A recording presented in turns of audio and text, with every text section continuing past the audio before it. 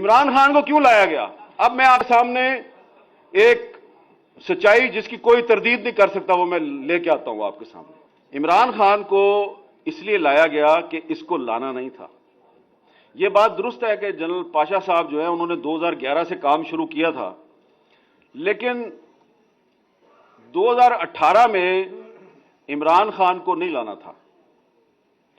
2018 के इलेक्शन से कुछ हफ्ते पहले एक मीटिंग थी। उस मीटिंग में थे जनरल कमर जवेद बाजवा साहब, उस वक्त के DGISI जनरल नवीद मुख्तार साहब और उस वक्त के DGC जनरल फैज साहब। और उस मीटिंग में बुलाया गया पता किसको? शहबाज शरीफ साहब को। और शहबाज शरीफ साहब को बुला के ये कहा गया जी, पूछा गया ये बताएं जी कि अगर आप मुल्क के वजीर आज़म बन जाएं तो आपकी कैबिनेट में कौन कौन होगा? उन्होंने कहा जी कैबिनेट में वही होगा जिसके बारे में पार्टी जो है वो फैसला करेगी और जिसके बारे में नवाज शरीफ साहब बताएंगे। उन्होंने कहा अच्छा आपका जो वजीर खजाना और वजीर खारजा वो कौन होगा? उन्होंने कहा जी पार्टी फैसला करेगी और नवाज शरीफ साहब बताएंगे। उन्होंने कहा अच्छा ये बताएं कि अगर हम आपको ये कहें कि आपने हर काम नवाज शरीफ से पूछ के नहीं करना तो ये कैसा रहेगा? तो उन्होंने बड़े तरीके से कहा जी कि देखिए मैं तो, मेरी बड़ी एक ओपन पोजीशन है, मैं तो इस्टेब्लिशमेंट से लड़ाई का हामी नहीं हूं और ये मैं कुछ छुपा के तो बात करता नहीं, लेकिन देखिए मेरी पार्टी के लीडर नवाज शरीफ साहब हैं तो आखिरी फैसला तो वही करेंगे और पार्टी करेगी। आप मुझसे ये तवक्को ना करें कि मैं नवाज शरीफ साहब जो है उनके खिलाफ जाऊंगा। जनाब वो बड़ी लंबी मीटिंग थी और मीटिंग का अख्ताम जो है वो ये हुआ कि शहबाज शरीफ साहब ने उनको कह दिया जी कि अगर आप ये समझते हैं कि आप मुझे वजीर आज़म बनाएंगे और वजीर आज़म बनने के लिए मैं अपने भाई का साथ छोड़ दूंगा तो ये मैं आपके साथ झूठ नहीं बोलूंगा, मैंने ऐसा नहीं करना। तो साद रफीक साहब मैंने आपको 3 नाम बता दिए, कमर जवेद बाजवा साहब, नवीद मुख्तार साहब, जनरल फैज साहब।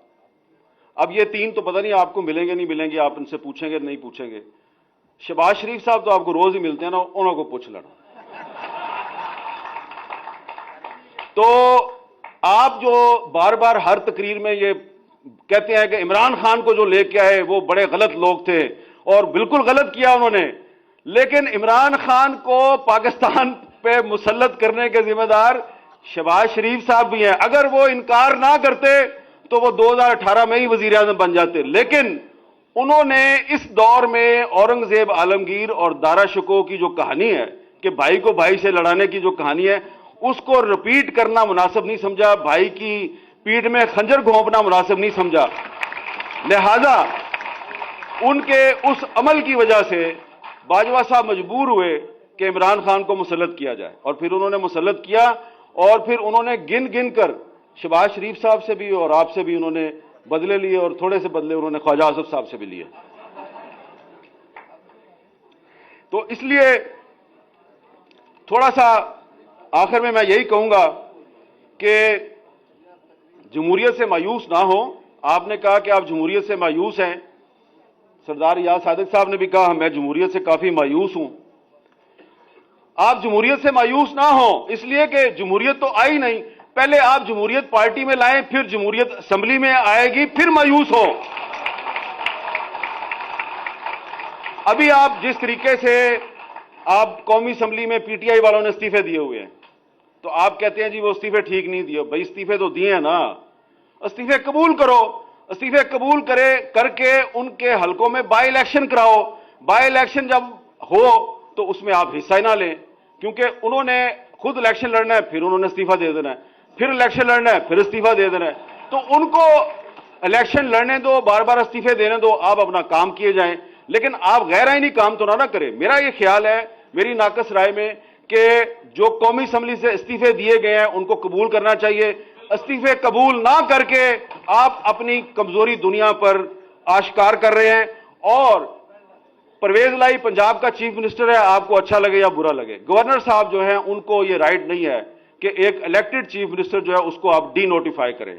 इसलिए अदालत ने उसको नोटिफिकेशन को कैंसिल कर दिया है। और परवेज लाई साहब को भी चाहिए कि अगर आपको गवर्नर ने कहा है कि आप एतमाद का वोट लें, तो भाईजान अगर आपके पास अक्सरियत है तो एतमाद का वोट लें, तो आप एतमाद का वोट नहीं लेते तो वो आपको डी नोटिफाई कर देते हैं। दोनों ही गलत काम कर रहे हैं आप। और जब दोनों साइड से गलत काम होगा तो फिर जो होता है उसको आप कहते हैं शबखून। तो उस शबखून में फिर आप भी तो बराबर के जिम्मेदार है ना। आप ये काम ना किया करें। आप पार्टी में जमहूरियत लाएं, सही लोगों को असेंबलियों में लेके आए, तो ये काम नहीं होगा। फिर लोटों के पीछे फिरते हैं आप और लोटों को सीट दे देते हैं आप अपनी, और अपनी पार्टी के लॉयल कारकुनों को कहते हैं कि इन लोटों को वोट दो, लोटों को जिताओ, क्योंकि उन्होंने आपकी चीफ मिनिस्ट्री और प्राइम मिनिस्टरशिप को कायम रखना होता है। तो जब आप पॉलिटिकल वर्कर को लोटागिरी के ईंधन के तौर पर इस्तेमाल करेंगे तो जमहूरियत मजबूत नहीं होगी, जमहूरियत कमजोर होगी। इसलिए ख्वाजा मोहम्मद रफीक साहब के नाम पर इस सेमिनार में आज आप ये अज़्म करें कि आप इमरान खान के बारे में सच जरूर बोलें, थोड़ा सा सच अपने बारे में भी बोलें, और थोड़ी सी खामियां अपनी भी जो है उनका भी जायजा लें, अपनी खामियां दूर करें, तो जो दूसरों की खामियां हैं वो आपकी ताकत बन जाएगी। बहुत बहुत शुक्रिया।